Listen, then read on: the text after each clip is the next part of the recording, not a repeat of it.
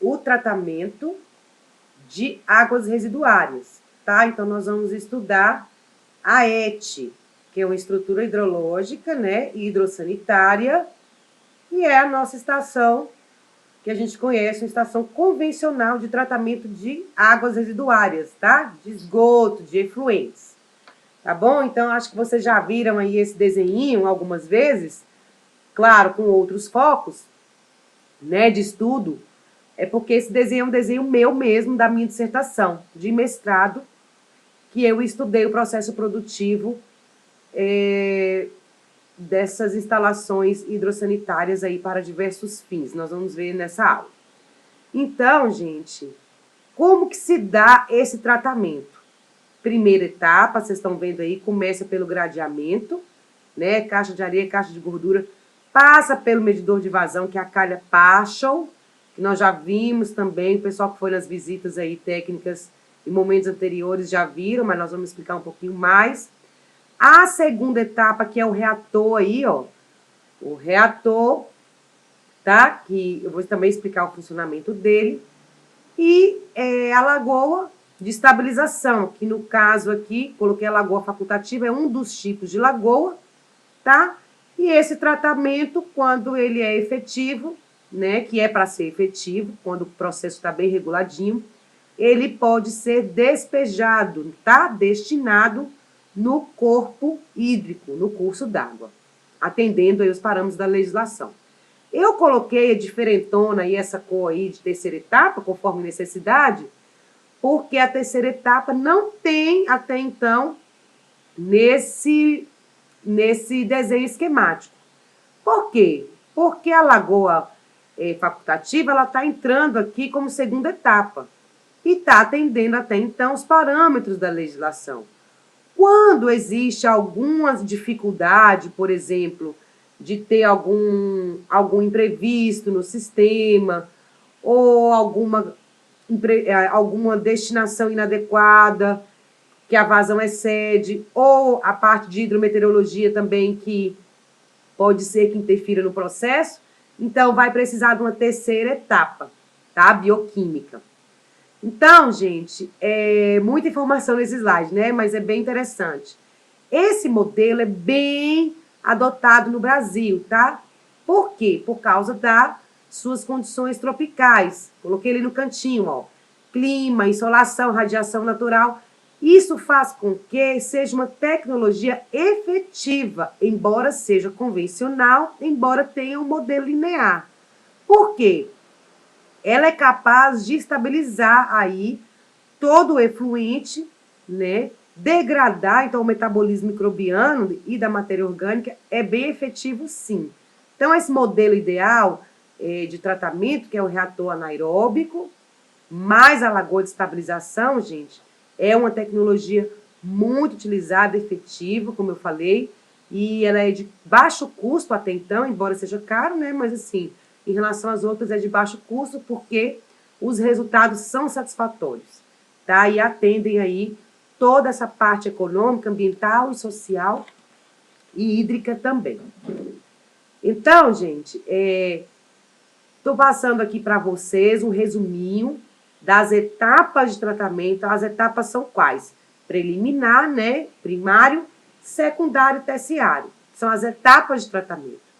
E os processos de tratamento físico, biológico e o bioquímico, tá bom? Então, gente, essa parte que a gente está estudando, a referência toda dela é do von Sperling, eu nem coloquei nos outros slides. Depois vocês podem ver com mais calma a descrição dessas etapas e desses processos, mas eu vou explicar nos slides posteriores, tá? Depois vocês leem bem com bastante calma.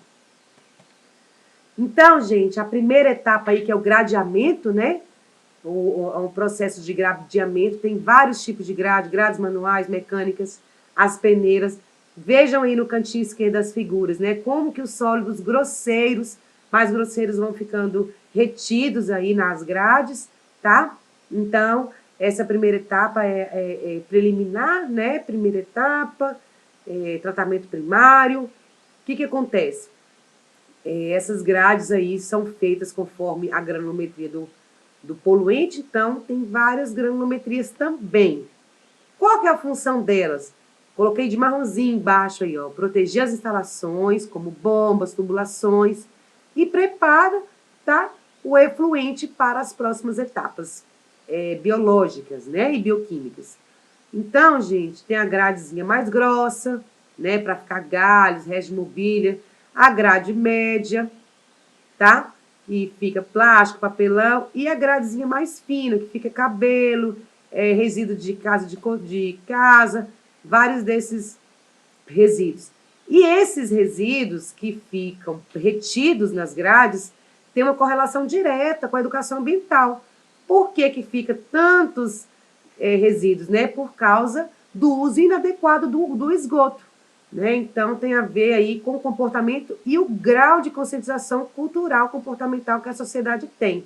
Porque é um gasto, né, ter esse tipo de resíduo, né, na estação. Por isso, essa primeira etapa é importantíssima. E nela também tem que ser feito, né, o dimensionamento, que é o espaçamento, como vocês estão vendo aí, dos tipos de grade, a inclinação.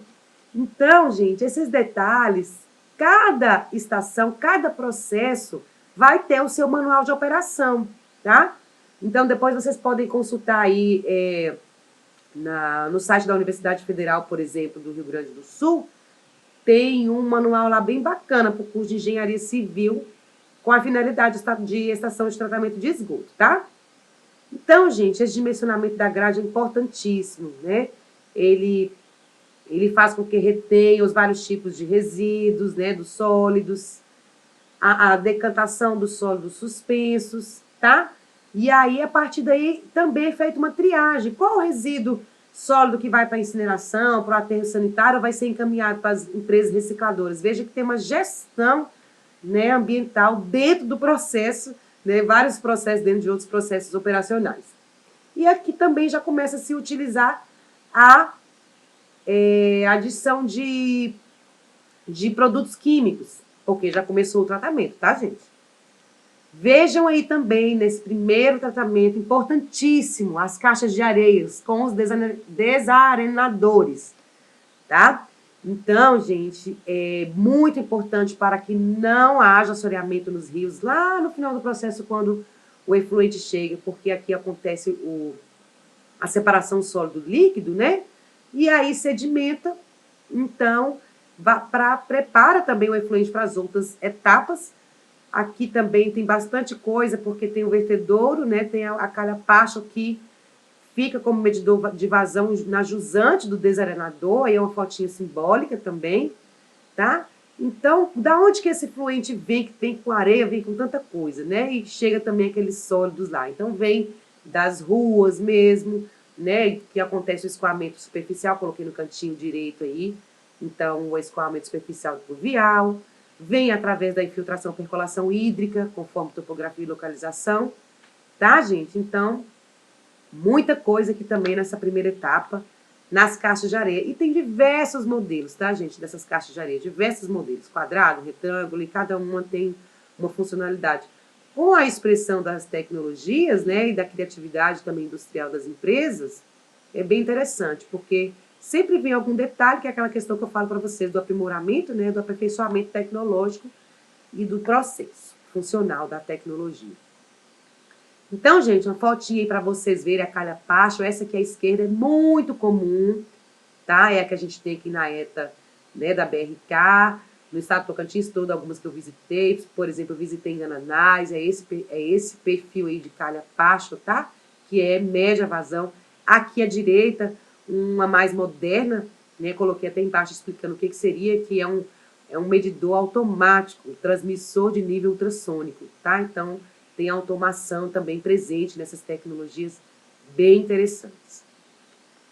A caixa de gordura, né, que também faz parte aí do tratamento primário, tá? Que é bem importante a caixa de gordura. A gordura fica retida, né, gente? Porque nela tem um sisteminha também de gradeamento, e alguns sólidos ficam retidos, outros ficam mais superficiais, outros vão afundando. Então, o importante é remover, né, os óleos e as gorduras, que vem da onde, né, gente? Vem dos frigoríficos, curtumes, laticínios, matadouros, por isso licenciamento ambiental, porque é uma carga orgânica muito grande que vem para a estação, viu, gente? Muito grande mesmo, até classificado como linha vermelha e linha verde. E, claro, vem das pias, né, das nossas residências e comércios. Por isso que a gente não pode jogar óleo de fritura nas pias, porque onera muito o processo, tanto do ponto de vista de funcionamento, quanto de gasto energético e de água também, tá? Então, gente, nessa caixa de gordura, coloquei no cantinho a densidade, que é uma propriedade que pode ser estudada. Então, acontece o quê? As frações, elas ficam aí em vários níveis, né, sobre a superfície, e elas têm um valor agregado muito interessante. Geralmente, elas são destinadas ao reaproveitamento comercial, tem postos da Petrobras, tá, para se levar, né, pontos de coleta de fritura. Por quê? Porque realmente tem um valor agregado comercial, tá? Nós vimos lá no laboratório do IFTO alguns equipamentos lá que fazem a transesterificação, tá? Dessa gordura, que é recuperar de fato o óleo. Gente, uma caixa de gordura dessa, coloquei a vazão ali, média dela, é 525 metros cúbicos por dia, tá, gente? Durante 8 horas. Então, também precisa de manutenção. E ela tem essa mesma funcionalidade aí da parte primária, que é a obstrução de coletores, né? Para não obstruir as instalações, as unidades, tá? Da ET. E o mais importante também, né? Tudo é importante, mas o mais importante também nesse tratamento, a gente consegue verificar aí o parâmetro óleos e graxas que tem no CONAMA, tá, gente? Para tratamento do efluente. Então, gente, é a segunda etapa, né, que é o biológico. A gente tem 2 modelos, o aeróbico e o anaeróbico. Eu demarquei o anaeróbico que nós vamos estudar agora, que é o anaeróbico que eu falei para vocês, que é a atividade sem oxigênio, tá? Sem a presença de oxigênio. Então, tem várias modalidades. Eu demarquei aqui os reatores anaeróbios, né? Tem filtro anaeróbio, mas tem também, gente, filtro aeróbio, tem outras modalidades. Então, gente, o reator WASB, tá? Ele é muito utilizado, é o que nós temos aqui nas ETs, né, de Palmas, no Brasil inteiro, a maioria em outros países também é um reator muito utilizado. Ele tem uma transferência de fluxo ascendente, tá? Então, é o WASB, mas em português é RAFA, né, que é reator anaeróbico de fluxo ascendente, RAFA, tá? Mas a gente chama mais de WASB. Então, ele tem a função de separar as fases gás, sólido, líquido e, infelizmente, tem a emissão, né, do efluente atmosférico, que é o dióxido de carbono, o metano e o ácido e o gás sulfídrico, tá? Que é a reação aí do enxofre com hidrogênio. E também ele é bem interessante porque tem essa manta de lodo onde acontece a reação microbiana, que é a digestão biodegradável, que é, de fato, a funcionalidade efetiva que dá efetividade para ele. Então, eu coloquei aqui no cantinho mais lagoas de estabilização. Nós vamos estudar todas as lagoas de estabilização também. Mas eu coloquei porque eu coloquei para vocês como modelo ideal de tecnologia efetiva, tá? Então, gente, qual que é a função do reator? É a reação dos micro-organismos, né? Remove a matéria orgânica dissolvida e suspensa, tá, gente? Atende aí também parâmetros importantíssimos como a DBO, que é a demanda bioquímica, né, biológica de oxigênio, tá bom, gente? E depois vocês podem ler lá naqueles conamas que eu passei para vocês.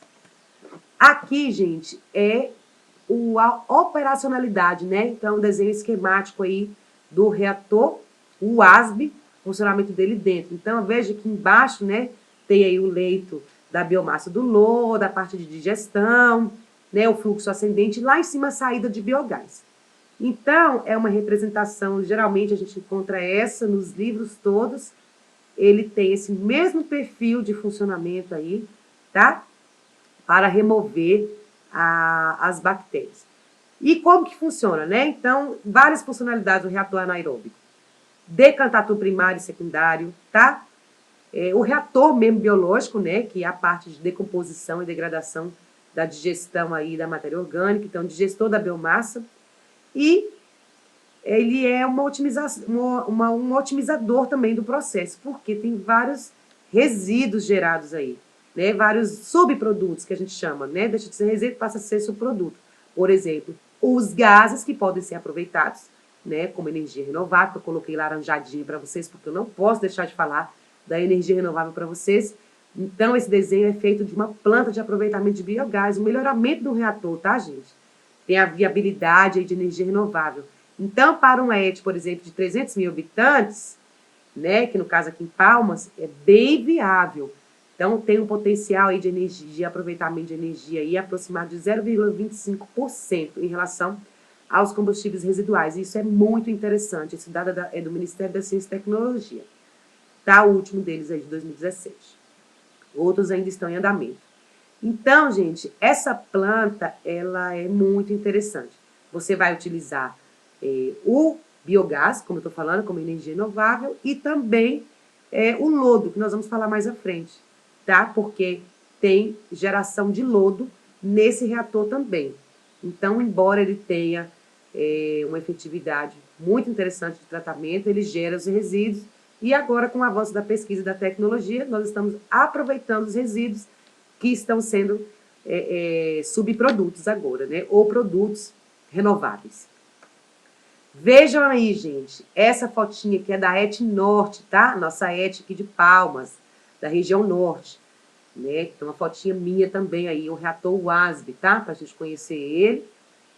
Veja aqui também o lodo que ele gera, tá? Então, a biomassa microbiana que gera quando o efluente entra, né? Vai fazer toda aquela atividade que eu expliquei para vocês e gera esse lodo, que vai para o tanque séptico, né? Séptico também, porque tem a característica de anaeróbio, tá, gente?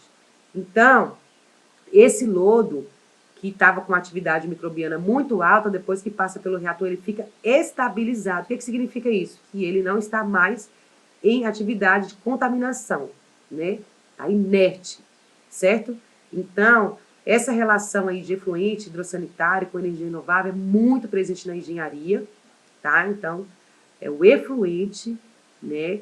As atividades hidrossanitárias estão nos fornecendo aí produtos, subprodutos, para que a gente possa aplicar na energia renovável. Mas o fato é o quê? Que gera esse lodo, né, que é uma biomassa que fica estabilizada. Então, como eu estou falando para vocês, pode haver o reaproveitamento, né, de biocombustíveis sólidos e líquidos pelos processos termoquímicos, como a gente viu também em aula prática, tá?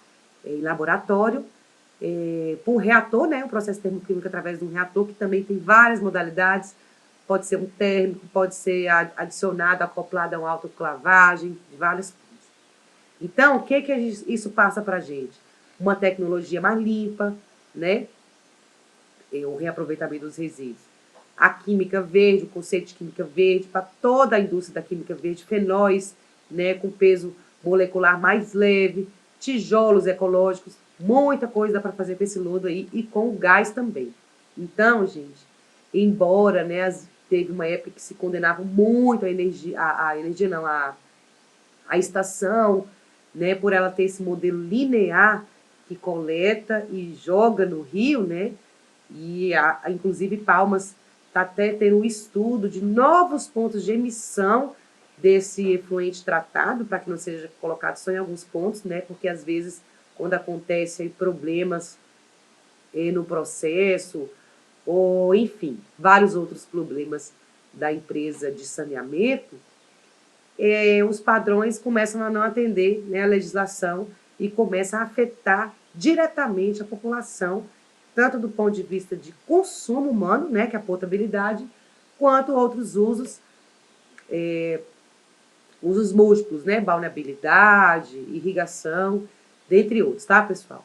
Então, nós vamos estudar amanhã todos os tipos de lagoas e vamos continuar com os tratamentos, tá? Mas hoje é só porque já é muita informação e até daqui a pouco no fórum.